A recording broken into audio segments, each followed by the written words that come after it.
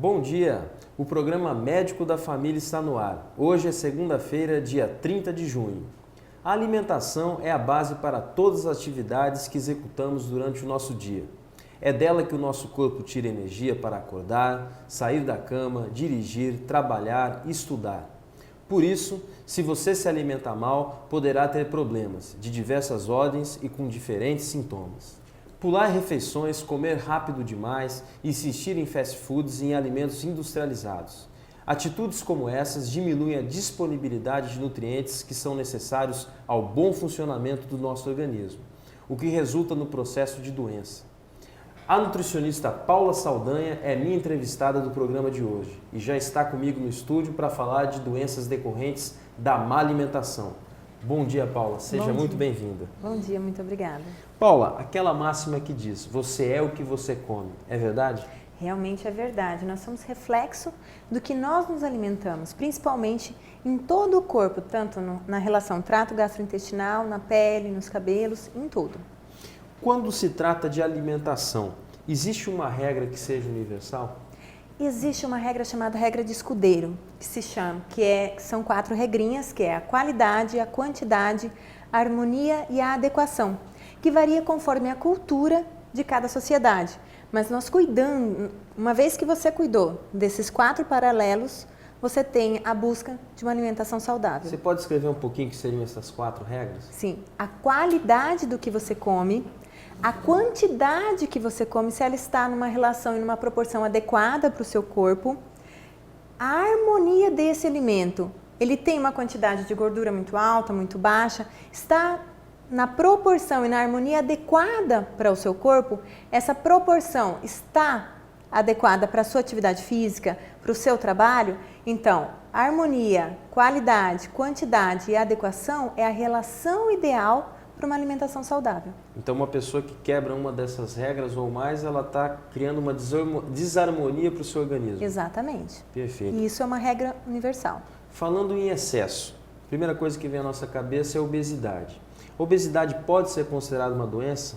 Ela pode, ela deve ser considerada uma doença. E esta doença gera outras doenças, principalmente as doenças crônicas, entre insuficiência renal, hipocolesterolemia, trigliceridemias e assim por diante.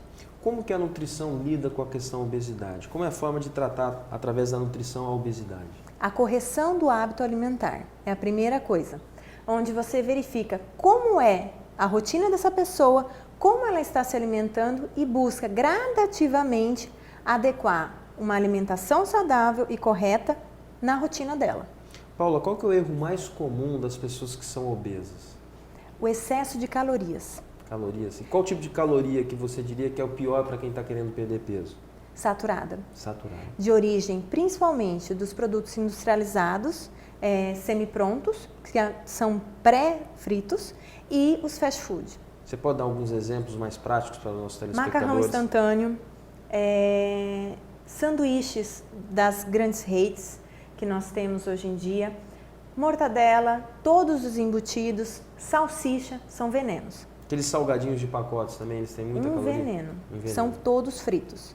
É possível um obeso ter níveis de colesterol adequado, mesmo ele sendo obeso? Ou seja, é possível uma pessoa ser obesa e ser saudável? Ela ser obesa e ser saudável, em 100% não, mas ela pode estar obesa e não ter apresentado ainda um colesterol alto, um triglicerídeos alto, uma hipertrigliceridemias, uma glicose alterada. Pode sim, mas essa presença dessa alteração consecutivamente vai ser apresentada. Então é muito mais só do que uma questão estética, uma questão de saúde. Exatamente. Hoje o tratamento da obesidade, principalmente no Mato Grosso do Sul, que o maior percentual de obesidade do país é no nosso estado, ele hoje deve ser tratado como uma doença grave. O que os nutricionistas acreditam a esse triste título que a nossa capital tem? Porque nós temos uma alimentação principalmente exagerada em frituras, em carne gorda. Não é errado comer, o problema é a quantidade e o excesso de gordura que nós ingerimos. E o não estímulo à atividade física adequada também. Perfeito. Controlar o colesterol depende só da alimentação? Não, depende. A alimentação ela é fundamental à correção, mas em alguns casos há necessidade do uso de medicação que deve ser prescrita pelo médico que acompanha, mas em grande parte, se você corrigir a alimentação junto com a atividade física, você consegue fazer com que esse colesterol alterado reduza e venha à normalidade. Paula, você pode explicar para a gente qual que é a diferença do colesterol chamado bom do colesterol chamado ruim? O que acontece? Você tem o colesterol total, dentre eles você tem o colesterol de frações. Mas quando se fala em colesterol bom, que é o HDL, e o colesterol ruim, que é o LDL, o ruim ele aumenta quando? Quando você ingere excessos de alimentos industrializados, embutidos, excessos de frituras e os fast foods e os alimentos instantâneos, porque no processamento são pré-fritos. Quando você tem o aumento, a melhora, o HDL, que é o bom colesterol, você tem a melhora dele quando você se alimenta de alimentos como castanhas, oleaginosas, abacate, onde você tem a ingestão de peixe, que nós não temos muito hábito no nosso estado, mas essa é a diferença principal. O HDL ele é um bom colesterol e o LDL ele é um ruim colesterol que, quando ele muito alterado, ele propicia o entupimento de veias e artérias e o desenvolvimento até mesmo de um AVC.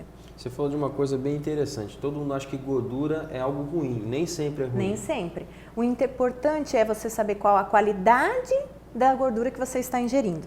E nem tudo que é saudável tem baixa caloria também. Nem tudo que é saudável tem baixa caloria. A maioria dos produtos integrais tem um pouquinho mais de caloria do que os não integrais. Então aquilo da pessoa, eu só estou comendo produto integral, eu só estou tomando azeite de oliva na salada, isso não quer dizer que ele vai perder peso? Não necessariamente. Perfeito. E diabetes? A diabetes ela pode de alguma maneira ser induzida por uma má alimentação? Com certeza. Nós temos dois tipos de diabetes, tipo 1 e a tipo 2. Tipo 1 normalmente juvenil, que ela desenvolve, e ela tem uma alteração em relação à glicose, onde seu pâncreas não produz mais adequadamente. O tipo 2 normalmente vem de erros alimentares e que nós podemos, com uma alimentação adequada, um fracionamento adequado, controlando através dessa alteração de glicose, que a gente faz a curva de glicose da pessoa, nós colocamos a refeição adequadamente nos horários e que nós conseguimos melhorar muito. Qual que é a orientação para alguém que tem diabetes com relação à alimentação? Fracionamento alimentar. O que seria o fracionamento alimentar? Você não passar de 3 a 4 horas sem comer, que é muito importante. Alimentos integrais. Por que os alimentos integrais para quem tem diabetes e para quem também não tem? Porque a alteração da curva glicêmica sua, se você não se alimenta de alimentos integrais, ela sobe, a glicose desce. Quando você se alimenta de alimentos integrais, ele tem uma curva e se mantém. Na próxima refeição, você não tem uma hipoglicemia. Você tem uma estabilidade maior. Uma estabilidade maior, exatamente. Então, há necessidade de um controle e de um equilíbrio em relação à alimentação. E aquela história que o diabético não pode comer doce, é verdade? Não é verdade. Existem vários tipos de doces, principalmente com uso de adoçantes ou até mesmo sem uso de adoçantes. Hoje existe, para quem é insulino dependente, a contagem de carboidratos, que é muito interessante. Porém, mesmo se você é insulino dependente ou tem somente uma hiperglicemia, uma alteração de glicose, é necessário uma correção de hábito alimentar. Perfeito. Paulo, nossa conversa está muito boa, mas a gente tem que parar para um breve intervalo comercial. Já já voltamos, não saia daí.